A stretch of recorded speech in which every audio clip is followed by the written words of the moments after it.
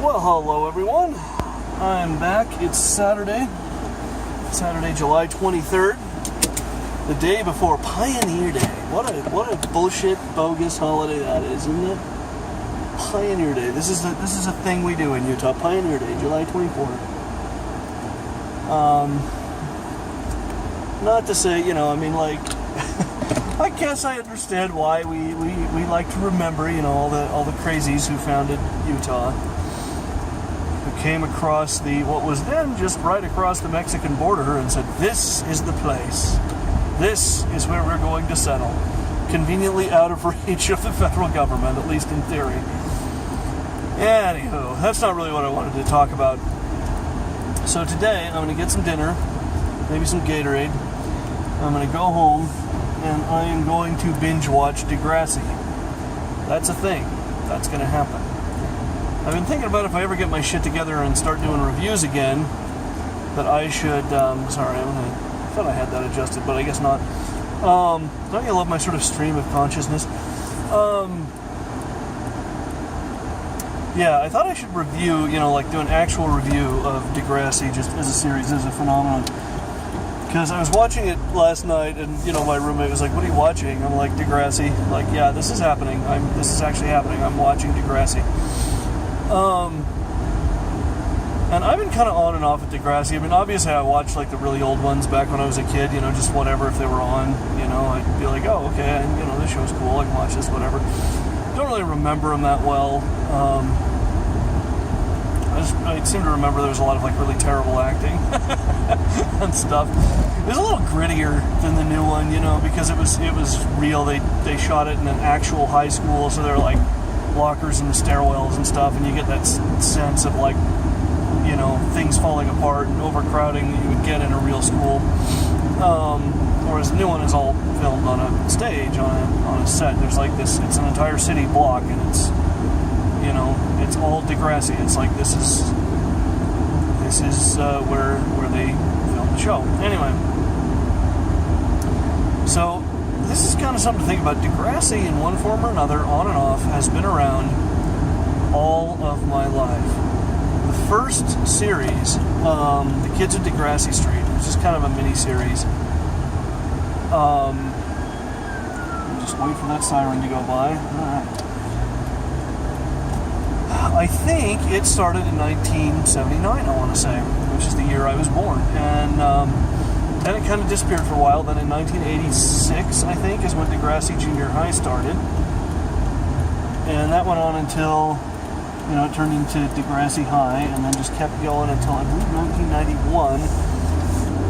And then they had that weird series, Degrassi Talks. It was just the actors going out, and doing interviews with kids and stuff. And then it just kind of disappeared until 2001, when, Degrassi, The Next Generation came along, and that was kind of... And it's crazy to think how long ago that was, because that was kind of... I think it was in the third or fourth season when I sort of realized that it existed, realized that it was a thing, and was like, wow, I need to watch the show. I need to find a way to... And it was way back in the old days when... This is a phenomenon. Someday, some historian is gonna remember that, the reason shows are streamed online is because of Degrassi. Because this would actually happen, where the U.S. network wouldn't pick up the episodes till way after they had aired in Canada. So these kids in Canada would tape the show on videotape, right? And then they would upload it to the internet, and they just send download links or whatever over Rapid Share or one of those. And it was crazy because you could actually the night the episode debuted, you could get on the Internet Movie Database message board, or it wasn't called, it had a different name, but TV.com, that message board. And it'd just be going crazy with all this activity, all these people does anyone have a download link yet? Has anyone seen it yet? And all this crap. Finally, somebody would be yeah, here you go, here's a download link for the show. And, thousands of people would download this show. And it was all being done, it was completely illegal. And at some point, the creators of the show came out and said, yeah, I mean, this is illegal and don't do it, but yeah, we're not going to prosecute anybody for it. So it was going on right out in the open. I mean, literally on Internet Movie Database and just perfectly legit websites. It's like, okay, here's the link for the new Degrassi episode that hasn't aired in the States yet. You know, and people would download them onto their computers, watch them on their computers in like shitty low-res video quality. And it was around that time that people started like streaming TV shows and stuff. Like, you know, you could go to the show's website and they'd have like streaming shows and stuff. And I really think, I mean, I don't want to say that it happened because of Degrassi, because it seems like it was kind of an inevitable thing, but I think Degrassi is one of the things that like pushed it along, that made it happen sooner than it otherwise would have, you know, because all of a sudden people realize, like, dude, we got to like make this available to people, because if we don't, like, as soon as it's out, because if we don't, this is what's going to happen. So yeah, anyhow, and that was kind of a derailment from what I was actually talking about. I just waved to one of my coworkers, but I don't think he saw me. Which is just the show itself, because, you know, it's such a wonderful show, and I couldn't tell you why. Like, it started out as just kind of Judy Blume novels in television episode format, you know, and it's since gone just full-on soap opera. I mean, that's what it is, just a full-on teenage soap opera. Virtually none of the original cast are still around. They've gone through like 2 or 3 different casts at this point. The only one who I think is still around is Stefan Brogren, and he like holds the record for having been in the most number of episodes of Degrassi, because he was in Degrassi Junior High and Degrassi High, and then he was in The Next Generation, and as far as I know, he's still in it as the principal. So it's kind of incredible. Like, it really is just... But yeah, he's been in, like, you know, episodes spanning, you know, 3 decades. So yeah, but what is it, I wonder, that keeps this show going on? And what is it that makes freak shows like me still... I mean, it sort of made sense in the early days, because, you know, I, like a lot of people in their 20s, and that was the thing that happened when Degrassi, The Next Generation started, was all these people that were, like, outside the show's target demographic, all these people in their 20s that watched the old show or whatever, were really into it. And I remember, like, I'd have the DVDs and I'd, you know, show it to my friends, and they'd all be like, oh god, this show is terrible, let's watch another one. You know, like, you couldn't stop. It was incredible. You couldn't stop watching this show. And it still kind of is that way, and I don't know why.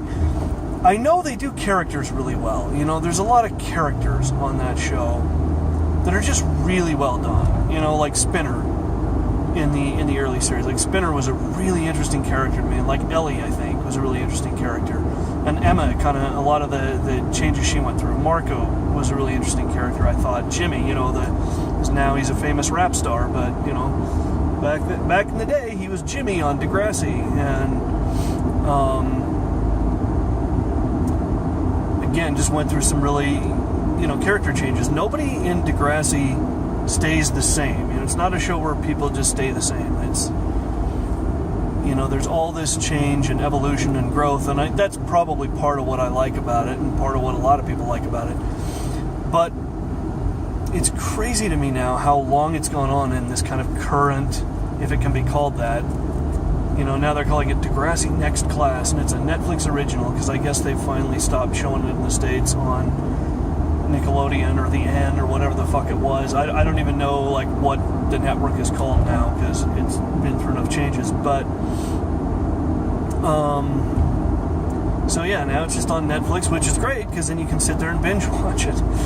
And yeah, I don't know, it's such an amazing phenomenon to me that show has been going on as long as it has, that it's been as popular as it has, that it just keeps going. It just doesn't ever stop. And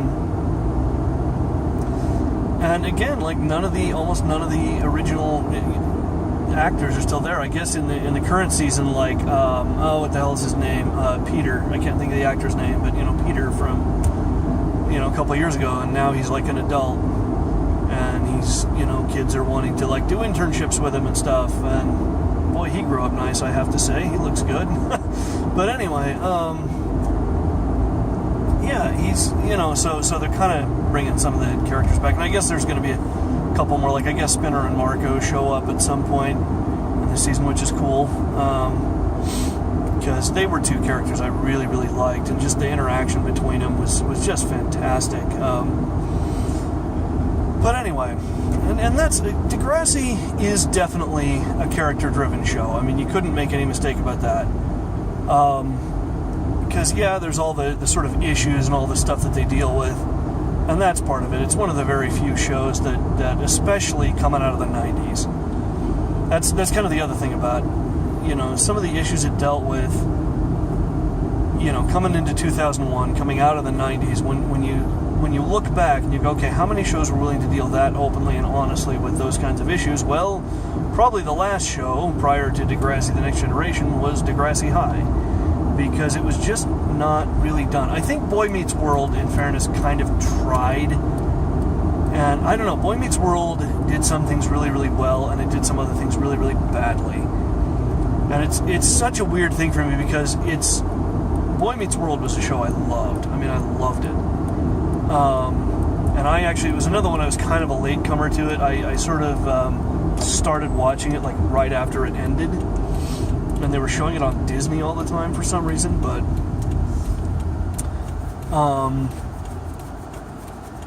and it's amazing the number of things it got right and the number of things it got wrong. Maybe I'll do another video about that at some point, but other than that, the 90s was just so sanitized and clean, and oh god, it was terrible, you know, because they wouldn't do anything real. They wouldn't get into stuff that was like, here are some real problems that adolescents have. And I'm not counting like 90210 and shit like that, because that was just, and again, I guess Seventh Heaven kind of occasionally had its moments, but again, like, you know, when Degrassi started back up again, it was like, okay, now shit's getting real. Now we're gonna, you know, actually have TV that is about stuff. And I think that's definitely part of the appeal. Even if it is, like, you know, anymore, like now, finally, maybe thanks to Degrassi, I think people aren't as afraid to, like, get real. You know, and actually talk about stuff that matters, and actually talk about, you know, issues that are important to kids, and, you know, do the whole Judy Blume novel in television format. So, but it's kind of nice. It's kind of nice to see, you know? And, so yeah. Anyhow, I'm going to grab some dinner. Find a place to park here, grab some dinner, and, Jesus, maybe I'm not going to find a place to park. Alright, here we go. And I am off tomorrow, Pioneer Day, so I will see you guys on Monday. Have a good rest of your weekend.